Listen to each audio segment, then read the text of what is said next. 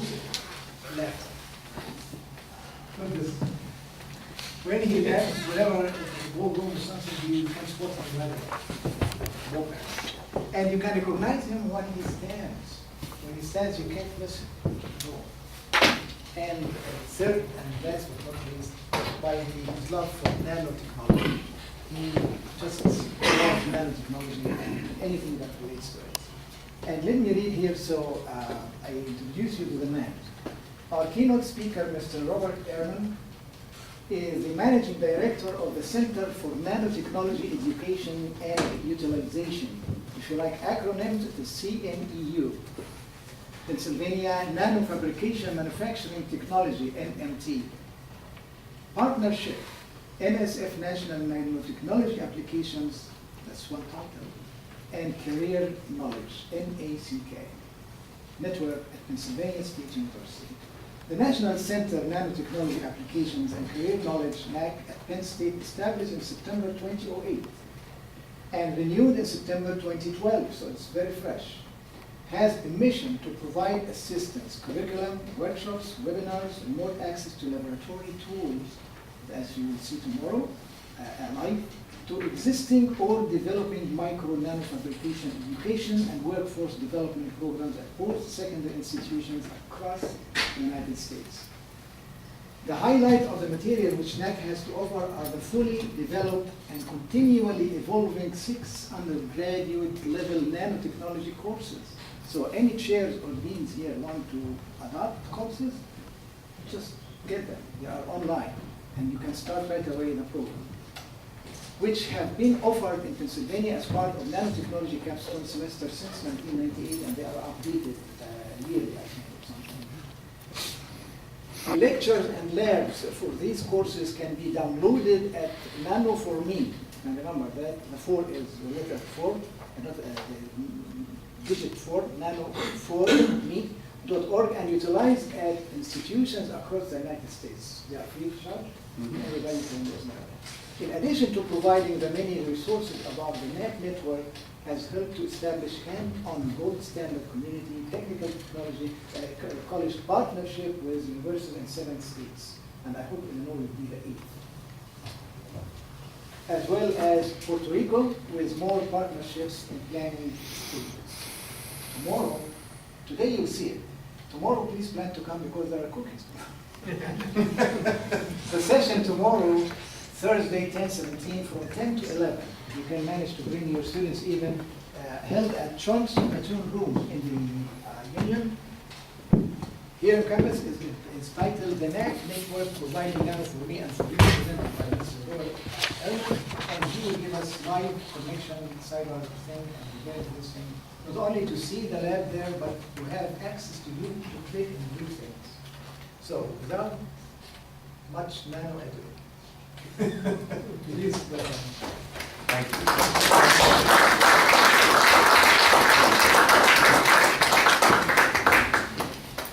We good? Are we good? Great. Okay. When he was first doing the certificates, I had my thing on, was moving around, and it was disturbed that first part of the certificate. So I apologize for messing up the tape.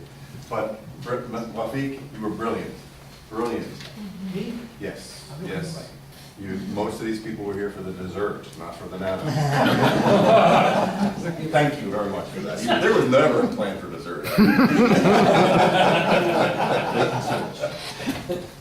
So actually, when Wafiq and I were talking, he came to a workshop, one of our workshops. That's one of the things we do is post-secondary workshops for people across the country, educators and administrators across the country are interested in learning about our program, learning about nanotechnology in general, and then also learning about how we deliver our courses, train-the-trainer courses, if you will, that we actually, I think you're a graduate, you have our certificate now, right? Yes. From there, so he's graduated from there, and he understands how we deliver what we're delivering, and that's what we're bringing to the country. And I'm jumping ahead of myself.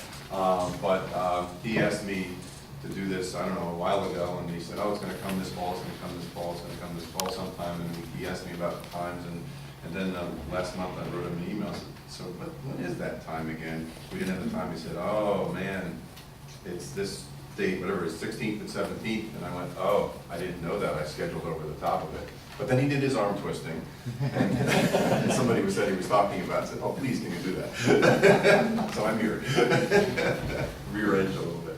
So I'm part of this NAC network, as you heard, all those acronyms. In our logo, there's Building College University Partnerships for Nanotechnology Workforce Development. It's kind of our main mission. It's all this, says everything about us.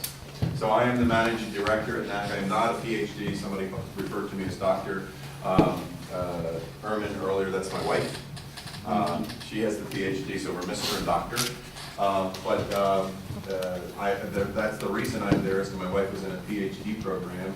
I was working for a manufacturing company, Corning Incorporated, and my last stop was in State College, Pennsylvania. And I have as Lee said, I have a engineering degree, an undergraduate engineering, which is about 2.5 microns in the middle there. Okay. So if you didn't know, now you're coming out of this with the knowledge that the red blood cells are 2.5 microns. Anybody know what that is? I'm sure you do. DNA. DNA. The genes. You know you get a pen for that too, you said it. DNA, okay, and you can see that that's the size range we're working at, 2.5 nanometers. It's in that scale from 1 to 100 nanometers. Down here, some more relationships. That here, this thing, is actually a hair, okay? So hairs, if you didn't know, were between 50 and 100 microns in diameter. Okay, 50 and 100 microns. Now you can take that hair and put it on a deli slicer, a really, really good deli slicer, and slice it 100,000 times, okay? Now you're down at the size of the nanoscale, 100,000 times smaller than the width of the hair. Really, how far can you see with your, optically can you see? Well, you know? How far? About a micron. About a micron, so you can't see with your, and projects an image on a computer screen, translates it to a computer screen image. So in 1986, the folks at IBM won the Nobel Prize for this. This is actually not, for Pennsylvania, but they're not Hershey Kisses. They're actually xenon atoms, okay, that are on a near absolute zero nickel plate, nickel surface. And they basically, what they did is they moved one atom at a time and put it in place and spelled out IBM. Okay, now nobody had ever done that before, obviously, so that's why they won the Nobel Prize, and they saw how they're actually manipulating atoms. So, and then they went back after they moved them in with force. They moved them with force. Then they went out and actually characterized it and said, "Yep, we got it. We got the IBM." And it's not something you're going to do, but it's something as proof of concept that it can be done, and you can manipulate things at that scale and size range. Big, big, big deal. So, talked about size, talked about how we got to where we are, and those characterization devices have enabled us to understand other things that are going on. I'm going to show you some examples of that in a couple of minutes, and how we've moved from just electronics, not just electronics, electronics is huge, but into many different areas that nanotechnology revolution is impacted. So now I'm going to talk a little about the other part of that definition, which is the novel properties. So, novel properties. Well, this is no big deal for the science people in this room, okay? The block on the left there is the same volume as there's 27 blocks on the right, right? Which one has the largest surface area? On the right, okay. Okay, the one on the right. I knew you guys would get that. That has a lot more surface area. So it has a lot more surface area, even at the microscale, has a lot more chemical reactivity, right? So that's one of the features of the nanoscale, is that, well, it's not just, now you're not only at the micron scale, 10 microns in size, or the actual 16,200 micrometers square. Basically now think about the nanometer size and how much more surface area. If you took that same cube and then broke it into nanoscale, if you could reliably and repeatably make those, fabricate those, or from bottom-up nanotechnology or top-down nanotechnology, and make those repeatedly at .org. And we encourage our students to go to this and actually do some research, and some of the people that are going to be coming to us, to get an idea of what's going on. You can actually search on, I actually searched on toilet bowl to see if there was something there that I could put in this picture here and say, is there something in that inventory? not there. I'm not gonna go to the searching for it. But I searched on toilet bowl, and basically that is the surface on that toilet bowl, it's antimicrobial, antibacterial. It's gonna stay more clean and so on. So who doesn't want that? Who doesn't want a toilet bowl with that? So, anyway.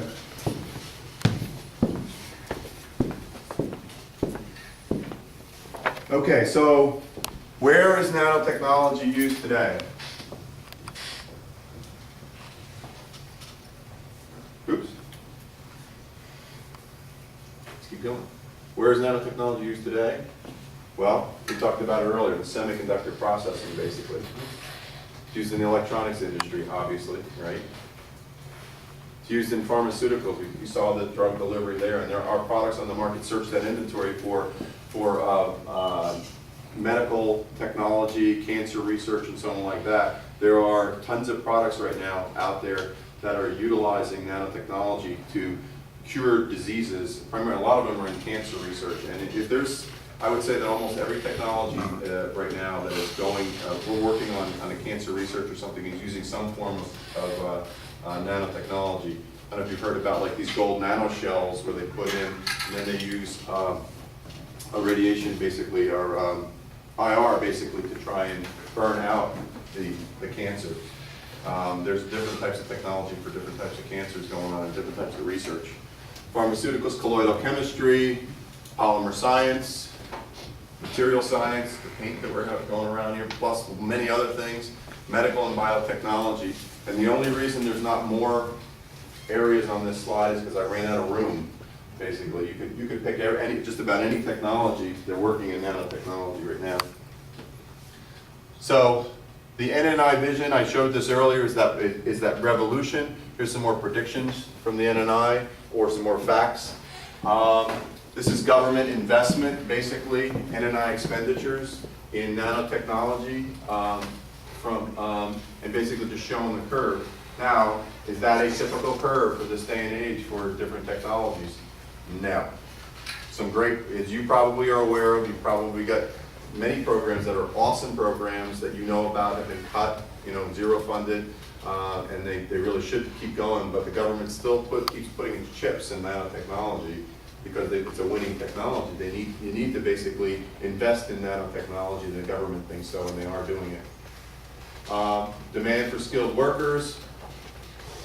It's a forecast, but they say they're going to need 2 million by 2020. We got a long way to go because not a lot of people have been trained in nanotechnology, if you will. And many of those, remember, a lot of this is for 2-year degrees, and a lot of the jobs can be filled with 2 years degrees, and we fill that. And there's tons of programs growing in the country. We were the first program in nanotechnology in the country, basically. And the reason we started is because industry in Pennsylvania came to my boss, Dr. Stephen Ponash, and said he was the head of the nanofabrication and nanocharacterization facility, and they said, we need workers, right? We need workers who are trained, and this is in the late 90s, and there was a kind of a boom going on at that point. And so we just can't find trained workers we need technicians. So he said, well, we can do that. So he went and he's a researcher. He's a researcher of researchers, basically. And he decided, well, I'm head of this nanofab. We'll work with community colleges. So he started working with community colleges to train technicians, and our program was born from that. So from the standpoint of what are the goals of this NNI, obviously R&D, advanced R&D. Well, R&D is great, but it has to pay something back. You got to make products, basically, to feed the economy. So that's what this is all about: translating engineering and technology and making new products. And then there's the workforce. You guys are responsible for training the workforce out there and getting us trained workforce and developing the infrastructure to be able to do this. The facilities in Penn State, some of that money that you show in that investment is going into these facilities that have nanofabrication facilities and clean rooms and characterization areas that can actually do this stuff, basically. And most of them are user facilities where local industry or national industry can come in and use the facilities to facilitate their development. Because these tools are so expensive, not each company can go and buy this and afford to do that. So having user facilities to make that happen is a very wise investment by the government from a standpoint of making that happen. So the companies or researchers utilize these facilities and pay for hour basis or pay per day. And obviously, a very key thing is that they want this done responsibly, so we don't have some kind of bad result 20 years down the road or 30 years down the road for our children or our grandchildren. So industries that drive demand, basically you name it, where will the demand come from or where is the demand right now? And we named a bunch of them already, but these are some of the ones that just come to mind. And we do this for the students to let them know that even if you're going to be in sales and marketing or business or you know, you're going to be in basically in any kind of field, you really should get some nano literacy and get an understanding of what's going on in this particular field, and we encourage students to do that. So now I'm going to talk very briefly, because we're just about out of time, basically, about our network, and I do want to cover this briefly. Can you guys hang on for a couple minutes, or? Yeah.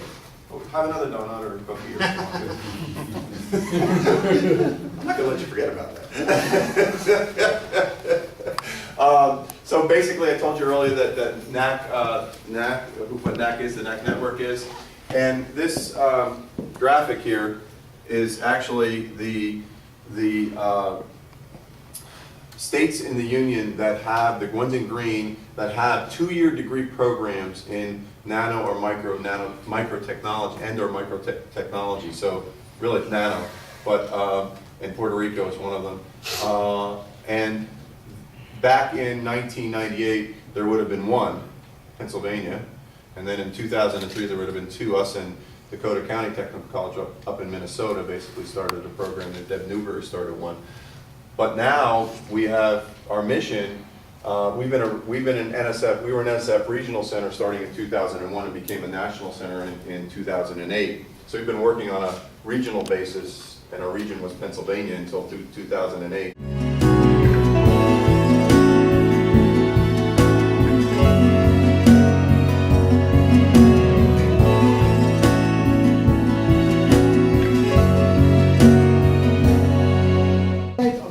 Which NAC has to offer are the fully developed and continually evolving 6 undergraduate level nanotechnology courses. So any chairs or deans here want to adopt courses, just get them. They are online, and you can start right away in the program, which have been offered in Pennsylvania as part of nanotechnology capstone semester since 1998, and they are updated yearly, I think. The lectures and labs for these courses can be downloaded at Nano for Me. And remember that the 4 is the letter 4, not the digit 4, nano4me.org, and utilized at institutions across the United States. They are free of charge. Everybody can use that. In addition to providing the many resources about the NAC network, has helped to establish hand-on gold standard community technical technology college partnership with universities in 7 states, and I hope Illinois will be the 8th. As well as Puerto Rico, with more partnerships in planning stages. Tomorrow, today you'll see it. Tomorrow, please plan to come because there are cookies. The session tomorrow, Thursday, 10/17, from 10 to 11. You can manage to bring your students even. Recognize him when he stands. When he stands, you can't listen. No. And third, and last but not least, by his love for nanotechnology. He just loves nanotechnology and anything that relates to it. And let me read here, so I introduce you to the man. Our keynote speaker, Mr. Robert Ehrmann, is the Managing Director of the Center for Nanotechnology Education and Utilization. If you like acronyms, it is CNEU. Pennsylvania Nanofabrication Manufacturing Technology, NMT. Partnership, NSF National Nanotechnology Applications, that's one title, and Career Knowledge, NACK. Network at Pennsylvania State University. The National Center of Nanotechnology Applications and Career Knowledge, NAC, at Penn State, established in September 2008. and renewed in September 2012, so it's very fresh, has a mission to provide assistance, curriculum, workshops, webinars, remote access to laboratory tools, as you will see tomorrow, live, to existing or developing micro nanofabrication education and workforce development programs at post-secondary institutions across the United States. The highlight.